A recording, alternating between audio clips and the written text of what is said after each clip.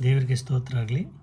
ಪ್ರಿಯ ದೇವರ ಮಕ್ಕಳೇ, ದೇವರಿಗೆ ಸ್ತೋತ್ರ, ದೇವರಿಗೆ ಮಹಿಮೆ ಉಂಟಾಗಲಿ. ಈ ಸಮಯದಲ್ಲಿ ದೇವರು ನಮಗೆ ಕೊಡ್ತಾ ಇರುವಂಥ ವಾಕ್ಯ ಈ ದಿನ ಆದಿಕಾಂಡ 39ನೇ ಅಧ್ಯಾಯ 9ನೇ ವಾಕ್ಯದಲ್ಲಿ ದೇವರ ವಾಕ್ಯ ಹೇಳ್ತದೆ, ದೇವರಿಗೆ ವಿರುದ್ಧವಾಗಿ ಹೇಗೆ ಪಾಪ ಮಾಡಲಿ ಎಂದು ತನ್ನ ದಣಿಯ ಹೆಂಡತಿಗೆ ಉತ್ತರ ಕೊಟ್ಟನು. ನೋಡ್ರಿ, ಇಲ್ಲಿ ದೇವರ ವಾಕ್ಯ ಏನು ಹೇಳ್ತದೆ, ಯೋಸೇಫನ ಜೀವಿತದಲ್ಲಿ ನಡೆದಂಥ ಅವನು ಯೋಸೇಫನ ತೆಗೆದುಕೊಂಡಂಥ ದೊಡ್ಡ ನಿರ್ಧಾರ ಏನಂದರೆ, ದೇವರಿಗೆ ವಿರುದ್ಧವಾಗಿ ನಾನು ಹೇಗೆ ಪಾಪ ಮಾಡಲಿ.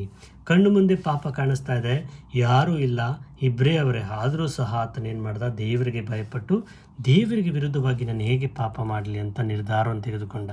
ಅದಕ್ಕೆ ದೇವರ ವಾಕ್ಯ ಏನು ಹೇಳ್ತದೆ, ನಾವು ತೆಗೆದುಕೊಳ್ಳುವಂಥ ಒಂದು ನಿರ್ಧಾರ, ದೇವರಿಗಾಗಿ ನಾವೇನು ಮಾಡ್ತಾ ಇದ್ದೀವಿ, ದೇವರಿಗಾಗಿ ನಾವೇನೋ ಆಸ್ತಿ ಮಾಡಬೇಕು, ದೇವ್ರಿಗೋಸ್ಕರ ಏನೋ ದುಡ್ಡು ಕೊಡಬೇಕು, ಇದೆಲ್ಲ ಮುಖ್ಯ ಅಲ್ಲ.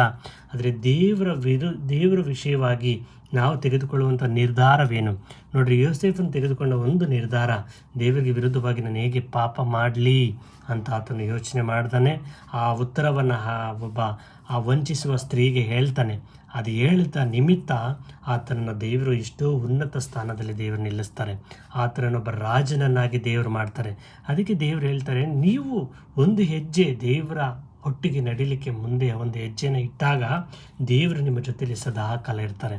ನೋಡ್ರಿ, ಯೋಸೇಫನ್ನು ತೆಗೆದುಕೊಂಡಂಥ ನಿರ್ಧಾರ ಆತನ ಲೈಫನ್ನು ಚೇಂಜ್ ಮಾಡ್ತು. ಅದೇ ರೀತಿಯಾಗಿ ನಾವು ಸಹ ದೇವ್ರಿಗೋಸ್ಕರ ನಾವೇನು ಮಾಡ್ತಾ ಇದ್ದೀವಿ ಅದು ತುಂಬ ಮುಖ್ಯ. ದೇವ್ರಿಗೋಸ್ಕರ ನಾವು ಹೆಂಗೆ ನಮ್ಮ ಜೀವನವನ್ನು ಅರ್ಪಿಸ್ತಾ ಇದ್ದೀವಿ ಅನ್ನೋದು ತುಂಬ ಮುಖ್ಯವಾಗಿರ್ತದೆ. ದೇವ್ರ ವಾಕ್ಯವನ್ನು ಆಶೀರ್ವದಿಸ್ರಿ. ನಾವು ಸಹ ಇನ್ನು ಮುಂದೆ ದೇವ್ರಿಗೋಸ್ಕರ ನಾವು ಜೀವಿಸುವವರಾಗಿ ಎಲ್ಲ ಪಾಪ ಶಾಪಗಳನ್ನು, ಎಲ್ಲ ಈ ಲೋಕದ ಆಸೆ ಆಕಾಂಕ್ಷೆಗಳನ್ನು ತ್ಯಜಿಸಿ ದೇವರು ನಮ್ಮನ್ನು ಪ್ರತಿಕ್ಷಣ ನೋಡ್ತಾ ಇದ್ದಾರೆ ಅಂತ ಹೇಳಿ ದೇವರ ಮುಂದೆ ನಾವು ನೀತಿವಂತರಾಗಲಿಕ್ಕೆ ಪ್ರಯತ್ನ ಪಡೋಣ. ದೇವರ ವಾಕ್ಯಗಳನ್ನು ಆಶೀರ್ವದಿಸ್ರಿ.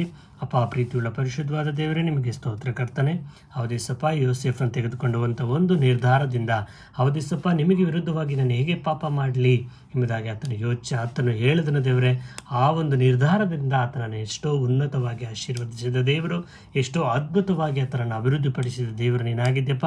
ಅದೇ ರೀತಿಯಾಗಿ ನಮ್ಮ ಜೀವಿತದಲ್ಲೂ ಸಹ ಎಲ್ಲ ಪಾಪವನ್ನು ತ್ಯಜಿಸಿ ದೇವರೇ, ಎಲ್ಲ ಪಾಪ ಶಾಪಗಳನ್ನು ಸೈಡ್ಗಿಟ್ಟು ದೇವರೇ, ನಿನ್ನಲ್ಲಿ ನಾವು ಪರಿಶುದ್ಧರಾಗಿ ನೀತಿವಂತರಾಗಿ ಜೀವಿಸಲಿಕ್ಕೆ ಮುಂದೆಜ್ಜೆಯನ್ನು ಇಡುವಂತೆ ನಮ್ಮನ್ನು ಆಶೀರ್ವದಿಸು ದೇವರೇ. ನಿಮ್ಮ ಕರಗಳಲ್ಲಿ ಈ ಪ್ರಾರ್ಥನೆಯನ್ನು ಒಪ್ಪಿಸಿಕೊಡ್ತಾ ಯೇಸುವಿನ ಹೆಸರಿನಲ್ಲಿ ಪ್ರಾರ್ಥಿಸ್ತಾ ಇದ್ವಿ ನಮ್ಮ ತಂದೆಯೇ, ಆಮೇನ್.